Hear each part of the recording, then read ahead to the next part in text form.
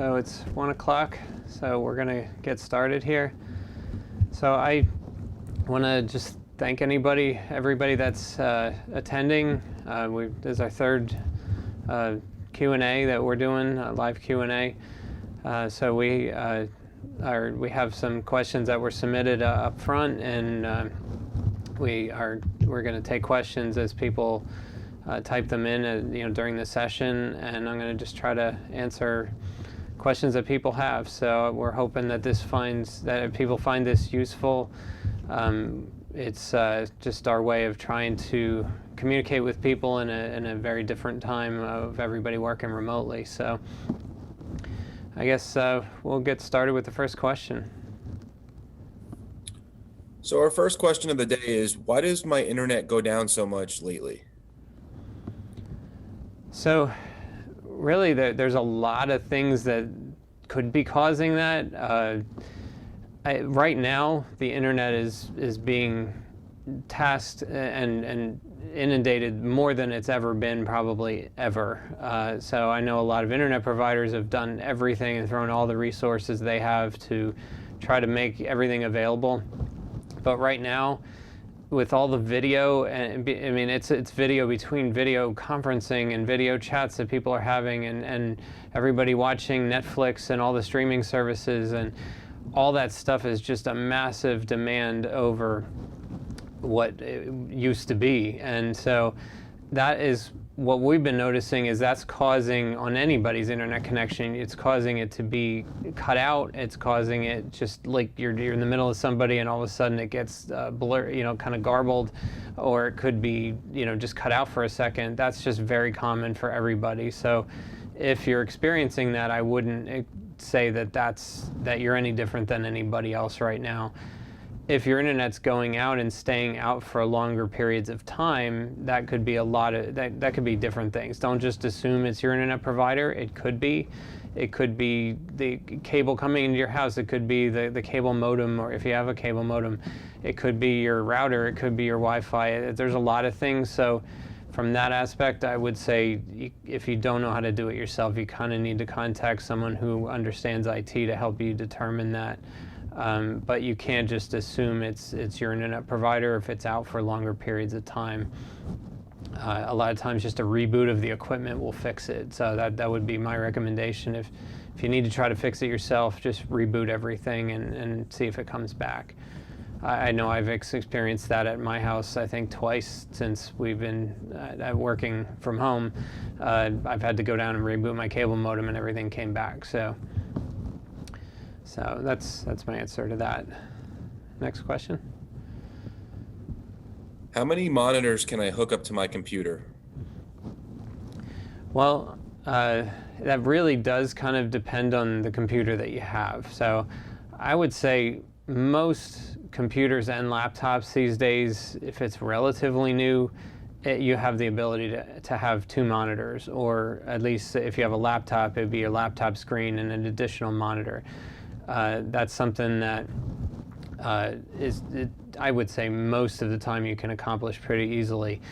If you want more than that, it just depends on the machine, how many video cards you have in it.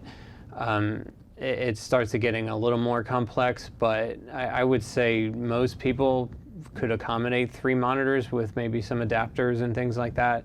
If you want 4 or 5 or 6, those are, you kind of need more of a specialized, like a higher end PC to handle that many video cards and things like that. So it's not really a simple answer, but I would say if you haven't at least tried to have 2 monitors, I can tell you that anybody that we have ever given dual monitors to, and any of our clients, if you tried to take it away from them a week after you gave it to them, they will be throwing a fit, because you just realize how much more productive you can be when you have 2 monitors. And actually, Greg, he's giving me the questions here. I know he never had that before he started with us, and he would not want to give it up now. In fact, working remotely, he's already feeling that, because he doesn't have it at home, he's already missing it. So it is something that if you've never thought about doing it, it's worth the money of buying another monitor, believe me. Control tab was always one of my best friends until I got more than one monitor with that. The next question was that was submitted was why do people have more than one monitor? But as a follow-up to that, because you sort of answered that in the previous question, Okay. is I have two monitors, but they are both showing the same thing. Okay, so so let's just take the example of like you have a laptop and you plugged another monitor into it, and now you're seeing the same thing on both monitors. That's probably what a lot of people run into. The same would kind of apply if you plugged it into a second video port on your computer, on your PC, if you had that. In Windows, there's the terminology. You go to display settings, and there's a setting in there, and it's a drop-down box, and it'll say duplicate these displays or extend these displays. So that's the setting you're looking for, and that kind of goes for if you have a Mac or anything. The terminology you're looking for is you're either extending the display, which means the two monitors have something different on each monitor and you can drag things from one monitor to the other, or duplicate the display means you're seeing the same thing on both monitors. The reason for that setting is because if you're duplicating the display, that's what you would want to typically do if you had a projector and you were projecting a PowerPoint or something like that. A lot of times you just want to see the same thing on your laptop screen as you would on the projector. And so plugging a projector in isn't really much different than plugging in another monitor. So that's kind of why that setting is there. Next question that we received is, how do I share my screen in a Zoom call? So that's something that a lot of people are doing right now. I do it probably almost every day in one way or another. When you're in a Zoom call, and you might be in Teams, you might be in other things, you're going to look down at the bottom where you can mute your microphone, turn your camera on and off. There's usually a bunch of things in that little bar that pops up when you hover over it. And it usually says share screen. When you click on that, a lot of times you get a bunch of options, so you might be a little confused as to what should I pick. Usually in the software you can pick several different things. It'll say, like, let's say you have two monitors. If you have two monitors, you'll see you could pick monitor 1 or you pick monitor 2, and then whatever you put on that monitor is what people are going to see. It also, most software now gives you the ability to pick windows as well, so it'll also list out for you to choose all of the windows that are open. That's a lot of times the best thing to do, is just pick what you want to show people, and that way you can move stuff around or do things however you want, and it's always going to stick with that particular program or window that you want to present to the other people on the call. Excellent, thank you. What is the difference between Microsoft 365 and Office 365? So that's a really good question. That's maybe a little bit a longer answer here, but I'm going to attempt it in a couple of different ways. So Office 365 was the first product that Microsoft released that was, in a sense, their cloud offering. So Office 365, a lot of times people would confuse it with the Office software on their computer. Microsoft did make it confusing by using the word Office in the name. So a lot of people thought they had Office 365 because they had Microsoft Office on their computer, which is Word, Excel, Outlook. That's your Microsoft Office bundle. Office 365 did, on some subscriptions, include the desktop Office software, but it was so much more. It was email in the cloud. There was files in the cloud. There was a thing called SharePoint that's capable of a lot of different things. There was, there's so many different bundle of apps that are available in Office 365 that far exceeds what you get with just the Microsoft Office software. So that's kind of how that all started, but I think Microsoft eventually realized, and it actually just changed not too long ago, I'm thinking 3 weeks ago, maybe not even, it is now, they don't use Office 365, they call it Microsoft 365. So the transition there was Microsoft 365 came out, and there was Office 365, and then they released Microsoft 365. And Microsoft 365 initially was basically them taking Office 365 and adding Windows to the bundle. So now you were able to license your operating system, your Windows 10 operating system on your PC. That was now all included in your subscription as well. So all your updates, everything to do with Windows 10 was all included in that. And then they added a few other things that a lot of it was very targeted towards enterprise and big companies. So it really wasn't taking off, I think, the way they initially intended. So now they actually have dropped Office 365 altogether. That's actually a legacy name now. So if you are hearing it, you know, it's. I know this can get very confusing. That's why I said this was a long answer. Now what they did is there's Microsoft 365 Basic, which is just your entry level. It used to be called Office 365 Essentials.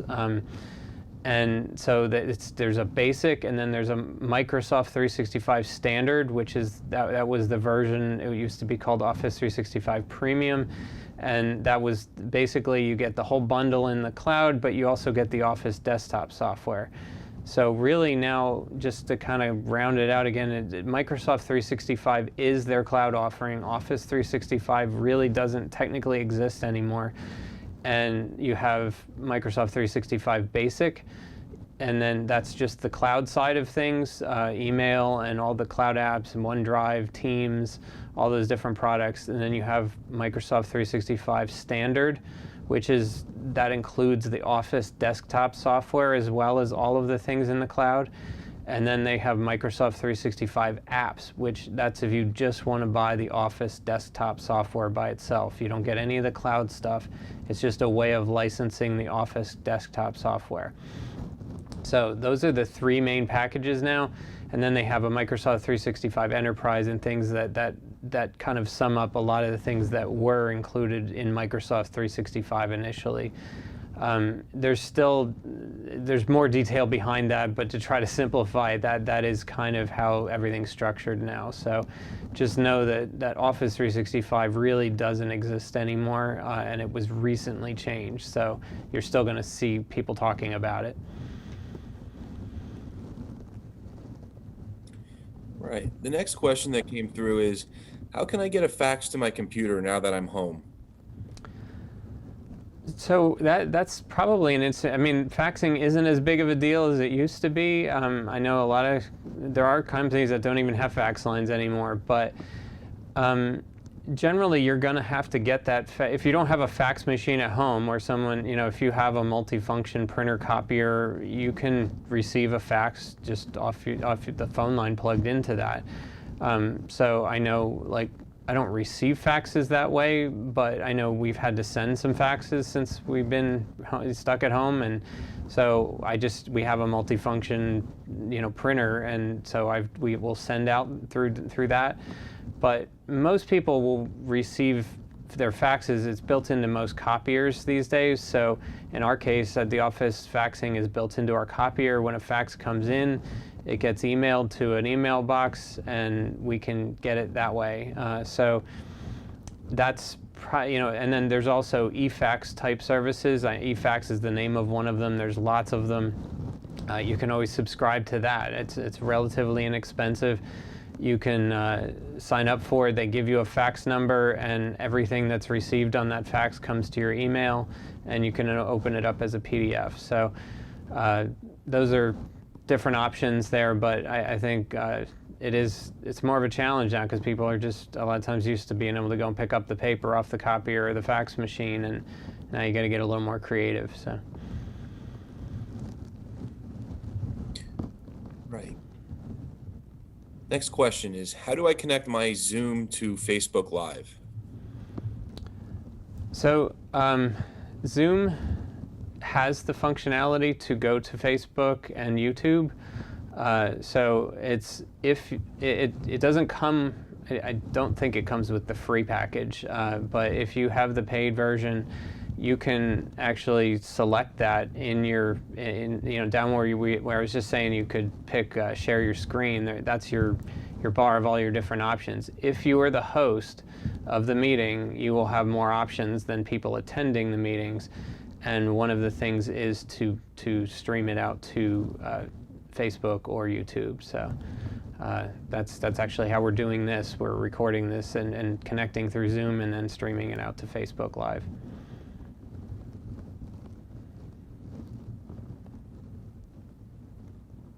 Okay, it looks like a new question's coming in. All right, this one asks, I need a new printer now that I'm working from home. Which is better, inkjet or laser?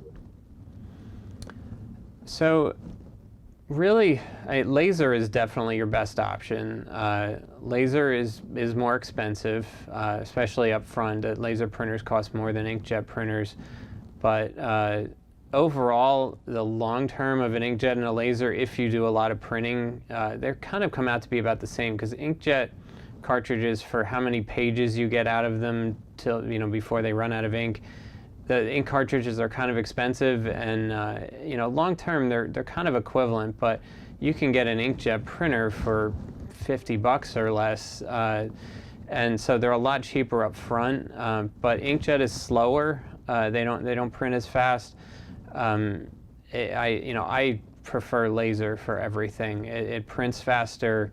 It's you pay a little more up front, but the toner cartridges that you refill them with they last longer than inkjet cartridges. So I definitely prefer a laser printer over inkjet.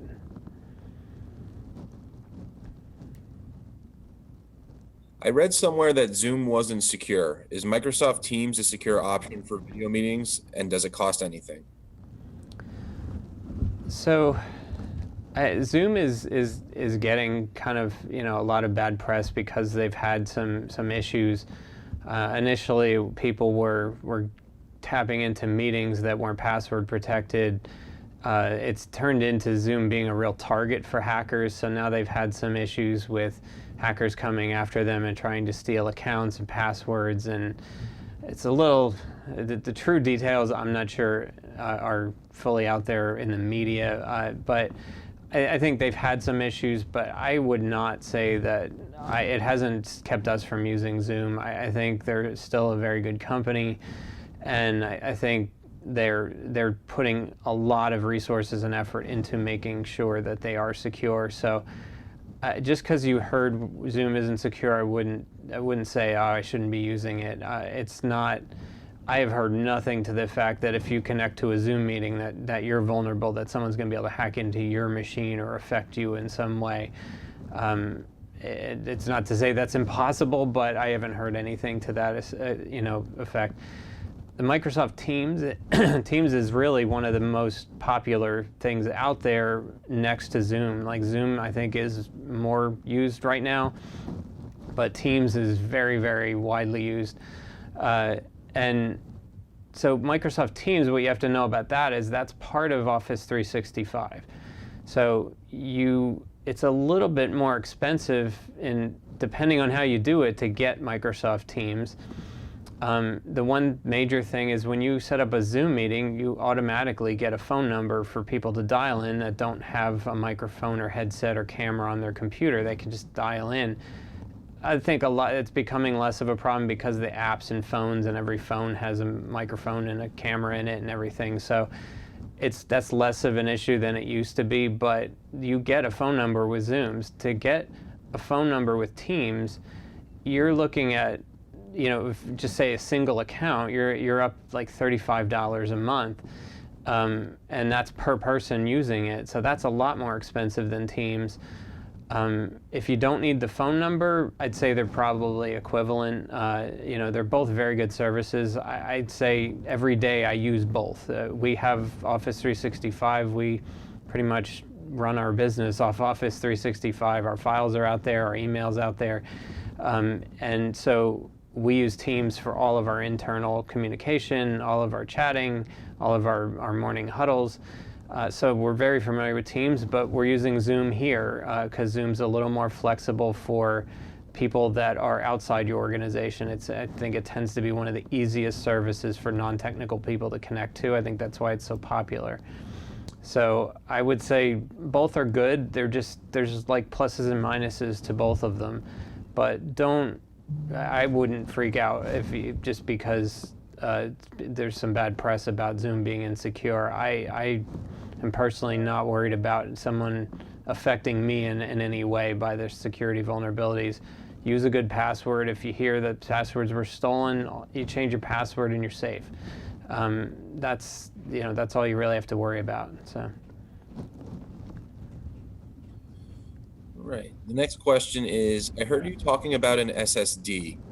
I don't have one, and do I need to buy a whole new computer to get one? Okay, that's a good question. I would say, so SSD, remember, stands for solid state hard drive. Just so I know people throw around that term, but they don't really think of what it really is. It's a hard drive. So any computer, really, for any of your computers that would still be lasting today, they all have hard drives in them. And so really what you're doing when you get an SSD is you're buying a new hard drive. So you can replace the hard drive in your existing computer and make it faster because you're doing that. If you're buying a new computer, my recommendation is that you buy it with an SSD drive in it. So that's one of the specs you should be looking at when you're buying a new computer. You will have much better performance if you buy a computer with an SSD drive in it. But if you're not buying a new computer and you want an SSD drive, you can buy them. It's like you're going out and buying another hard drive. That means you have to transfer all the information from your existing hard drive in your existing computer over to the new hard drive, which is the SSD. So that's something that generally, if you're not real technical, you're going to need an IT professional to do that. There's lots of ways to do it, but it's something that we do pretty regularly. It's something that, it's not that hard. If you don't have to be an IT professional to know how to do it, but it isn't simple. So. Why am I unable to edit a PDF file? So PDF files, they were originally created by Adobe. So Adobe had Adobe Acrobat, which was kind of the initial way everybody viewed PDF files. PDF files are just a kind of a universal format that people can share information and not have to worry about how it's formatted on the screen. So if you take a Microsoft Word document, if someone doesn't have Microsoft Word, they can't really read that document. And there is no, it used to be a free Word reader, but that doesn't exist anymore. So really PDF is that universal format so that when you send somebody that, they can read it.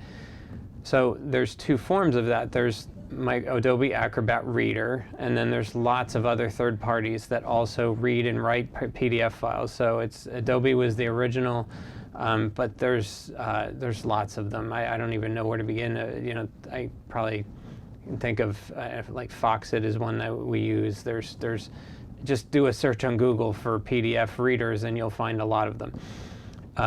So that's the difference, though, is if you have the reader, and that's the free software, you can't edit the files. It's meant for you to be able to read them. If you get Adobe Acrobat Professional or any of the other the paid versions of those software, then you can generally edit a PDF, but that's not free. So if you're going to read a PDF file, it's always going to be free. If you're going to need to edit a file, then you're going to generally need a paid version of that software. This next question is on the tail end of the previous about the PDF. How can I create a PDF file? Okay, that's a really good follow-up to this, because that's we were talking about editing a PDF. So you need the paid version of software to edit a PDF. To create a PDF is actually there's a different answer to that.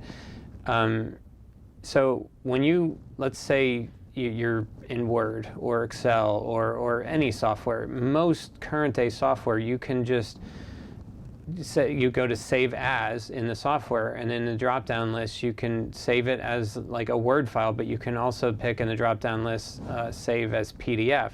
And so Word and Excel and all the Office software, as well as many other software, you can save the file as a PDF. So in a sense, you're creating a PDF at that point. There is some software where you can't save it as a PDF. So if you have Windows 10 or newer, or if you have an older operating system, sometimes you have to install software to make this happen. But you can. It's listed as a printer. So when you go to print, like you're going to print to your printer, you'll have a drop-down list of the different printers you can pick from.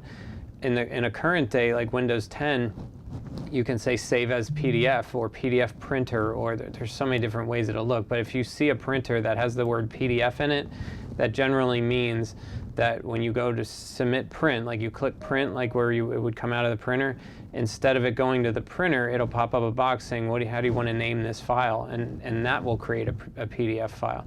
So there's lots of ways to create PDFs, but don't confuse that with editing, because once you create that file, that doesn't mean you can edit it just because you were able to create it. So you need the paid version generally to edit any PDF, but you can create them for free.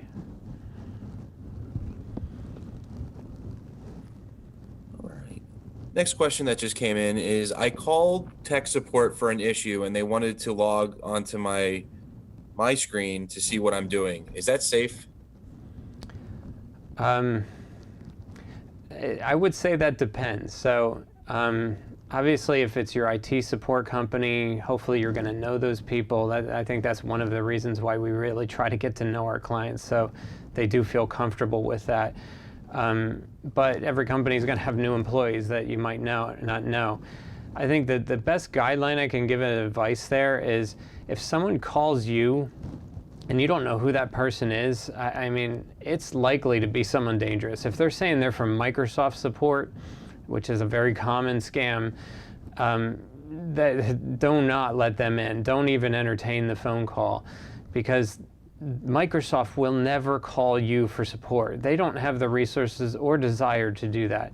Microsoft doesn't monitor your computer. Microsoft would have no reason to call you and say, I'm from Microsoft support and you need to let me in your computer so I can fix something. So the reality is, if you put a trouble ticket in with a company and they're calling you back, just take, for example, like when someone puts a trouble ticket in, 95% of all of our tickets, if not higher percentage, we're remote controlling that PC and fixing the problem. But our clients know us. They know who we are. They know, if you ask for it and the company that you put a ticket in with is the company calling you back, you can feel pretty safe. But if you called that person, then it's more safe to let them in, because you called, you know who you're dialing. If you're calling a company like for IT support, you called them from a number that you knew, and you're getting that company on the other side. So the reality is, if you're going to let somebody in their computer and you don't know them or you don't trust them, watch what they're doing. If they're going into all kinds of things that like, if they're asking you to enter your password to, especially your bank account or anything that does anything financial, there's no reason a tech support company would need to do that. And so just be very cautious when you do that. And if they say like they're from Microsoft support or the support of some big company that like kind of everybody knows, those companies aren't going to be calling you. And if you really think it might be a real thing, then say, just give me a number and I'll call you back, and then compare that number to the company's website and the phone number for support that they have. And maybe call this actual published support number off that website and say, I'm trying to call somebody back for support. Then you'll know if that's valid or not. And if they say, we have no idea what that number is, or then that was a scam. So don't just call someone back, or just be very, very cautious, because those scams happen all the time, and they really try to target older people with that. And it's a shame. I think they just know a lot of the people that are older just haven't had the computer experience that younger people have, and so they just have ways of causing panic in you, and you just don't think, and you let them in, and you shouldn't have. It happens all too often. Okay, Dave, this next question touches back on the PDF questions from before. and it states, I thought a PDF was created so it couldn't be edited. Is that the case? Because you had mentioned that there were some software programs that can cause editing. So yeah, I mean, a PDF, it can always be edited in some way. It does get a little complex because there are ways that a PDF can just be, in a sense, scanned in, and so there is limited what you can edit on it. But so like if you stick a paper in your copy machine and you tell it you want to save it to a PDF and it emails it to you, say, that a lot of times is just a picture. And when you go to edit that, you can add text to it, but you can't. It's limited what you can edit. But depending on some copiers are especially higher cost copiers, they will convert the text on a page to text in a PDF, so you could actually edit that text. So that's a little bit of a complex answer, but because it is the answer is it depends. But the editing software will always allow you to open it and edit it, but what you can edit once you open it can change depending on the file. All right, this seems to be our last question unless more come in. And in that case, we'll stick around for a few minutes after your answer to this. But this last question is, you mentioned a dark web scan the last time on the podcast. How can I do that to see if I am on there? So there's lots of different services around that, and they're becoming pretty popular. We've subscribed to a service that we use for our managed clients that it's not only we can run a free scan and just do a lookup for people that aren't clients, so we offer that to anybody. If anybody calls us and just asks that, we'd be more than happy to run a scan, and you get a nice little report of all the stuff that's found out there. We don't charge for that. So we have a service that does that, but the reason we use the service we do is because it takes it to a higher level. So the free services don't take it here, where this is not only letting us print out and see what the full password is. So if you subscribe to the service, we can actually see the whole password that's there and tell you. We can give you reports on that. We can give you lots of more detailed information about what kind of, where it was found and things like that. A lot of times you don't know the source of it because there's so many published lists on the internet, or on the dark web, I should say, that you just don't know where they came from, so they can't tell you. But a lot of times it'll specifically tell us, like, this is from the LinkedIn hack or the Target hack or whatever, whatever the hack was, it can be traced back to that. But the other thing is with the service is it monitors it. So sometimes several times a day, I don't know what the frequency is, but we'll get alerts at least once a day of different accounts that we monitor and new things that were discovered out there. So I think the ongoing monitoring of it is important because there's new stuff released all the time on the dark web. So just because you ran the scan once and you felt you were safe doesn't mean it won't show up tomorrow with something bad out there. So that's kind of why we make a bigger deal about the ongoing monitoring of it and why it needs to be a service. But if you're just curious and you're just like, I don't know where else to go, one of the popular sites out there it's called Have I Been Pwned? That's PWNED. So it's just all one word. The domain it's Have I Been PWNED. .com, and you can go there and actually type in a domain name or your email address, and just it'll do a quick lookup to see what you found. If you want to see some results, you have to give them your contact info, and then they'll kind of market to you a little bit. But there are some free ways to get it. If you have different services out there, there's so much. Dark web is such a common term, and if you have a service like just a different, like, credit monitoring services and things like that. Like, they a lot of times will have dark web scans, but they're looking on the dark web for your bank account numbers and your credit cards and your social security numbers and things like that.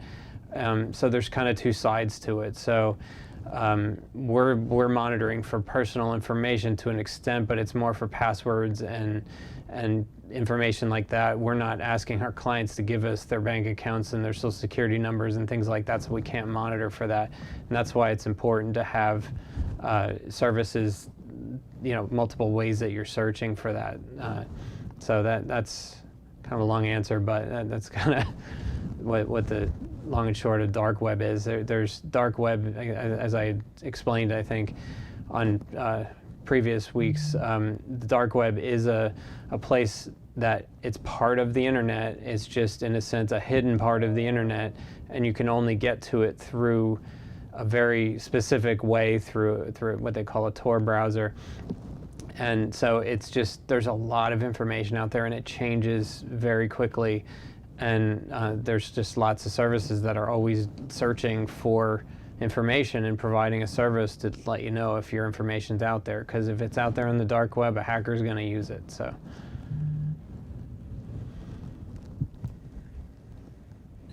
We didn't get, another question's coming in right now. And that is, what are the advantages of setting up a VPN at home?